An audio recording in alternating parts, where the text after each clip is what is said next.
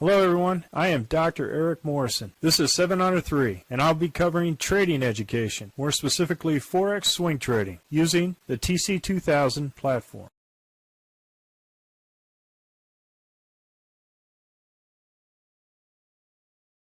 Hello, I'm Dr. Morrison from 7 Under 3, and I'm here to cover a 5-minute presentation on the Forex approach. Now, this is based off of Ken Long's Bollinger Band method, and I use the RL10 as the indication for either a long or a short. And I have 3 steps that I go over. This is what you're seeing right now is the weekly Forex horsepower report. I produce this weekly. Gauge where the markets are going as far as the Forex is concerned. And I also have the technique to go here that's laid out for anybody who wants to trade this approach. What you see here is the 2-candle rule and its performance based on standard lot trades. And you see the rolling average of the trades, and you also see the standard plot of the trades, or the trade sequence plot.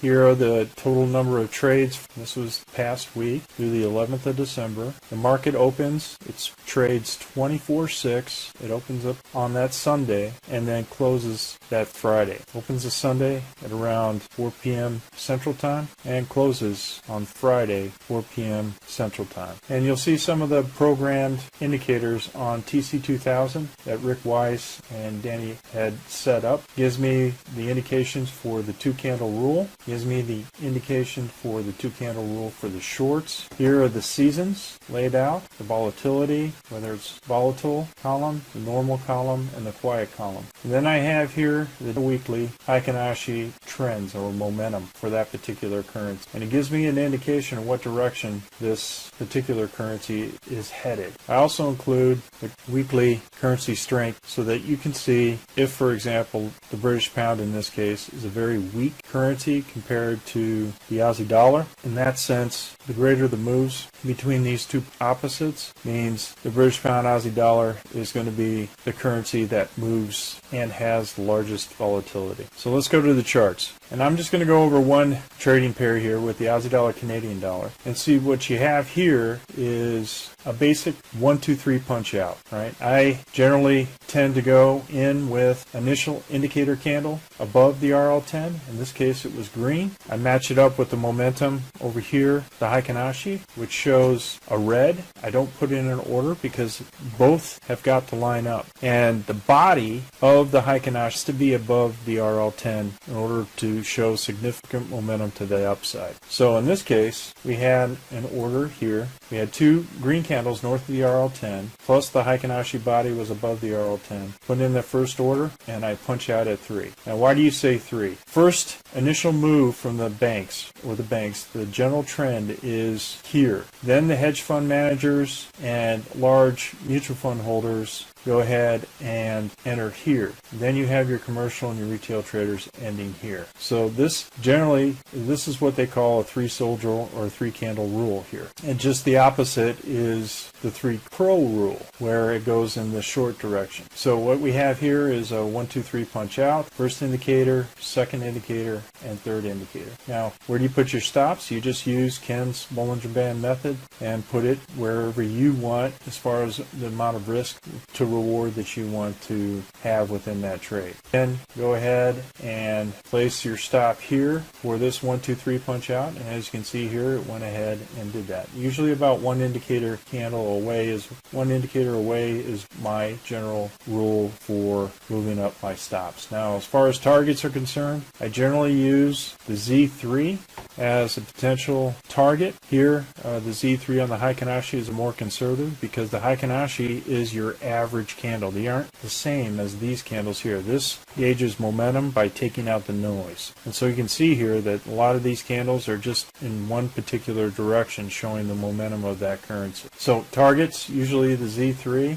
or higher standard regression lines like the 270, the 200, or even the 90 if you want to use that as a particular target. But for stops, it's the exact opposite. You can use the candle indicators lows, or you can use the RL10 10, belly of the dragon, or in this case, as it moves up, move up your stop to bracket in your profit once it gets to this particular level. So if it comes back down to take out your stop here at the RL10, at least you got a profit out of this particular trade. That's the goal, is to overall bracket the profit as soon as it passes into another indicator level. So as it passes the edge of the river to the edge of the floodplain, once it's up in this area, move your stop up to protect your profit in case it comes crashing back down. So in this instance, we had the 3 crow rule. We had a short indicator here, but the green candle makes it where we have it here. So this came out to be a loss. So you're out after any change in particular color here. Here you have a 3 candle rule, another 3 candle rule, 3 crow, 3 candle. As you can see, there's a general trend here, right? 3 candle rule, 3 crow, 3 soldier, 3 crow, 3 soldier. That is the general psychology behind the trade. And what this does is it allows you to stay out of the chop within there. If the Heikin Ashi is not in alignment with this particular trade, then you don't get into the trade. So this was Tuesday. Heikin Ashi was above, plus the green candle. So we got a 3 soldier rule here. 1, 2, 3, punch out. This is the guidelines that I use. When we talk about seasons, you can take a look at some of the seasons there, specifically when it comes to either emerging dragon or a collapsing dragon. In this case, we went from summer to fall back to summer. That is an emerging dragon. And it fits really nicely with this nice 3 candle rule. Okay? And so this right here was a 1, 2, 3 punch out on the Aussie dollar. And then went up to, continue up to be a week long, because here we have green candles below the RL10. Once we hit here, then it kind of stuttered a little bit. We were out for a loss here. Here, we were in for, this was Friday, so we didn't take this. We don't hold any positions over the weekend. Then here was no trade because it was green, and then 2 red candles, and then we went out with a loss on that one, right? So over the probabilities, you get into more risk when you're able to confirm with both the Heikin Ashi and the standard price action. Say, for example, this Heikin Ashi body was above the RL10. We would have an order here, here, and then out. What this does is it just minimizes our exposure to being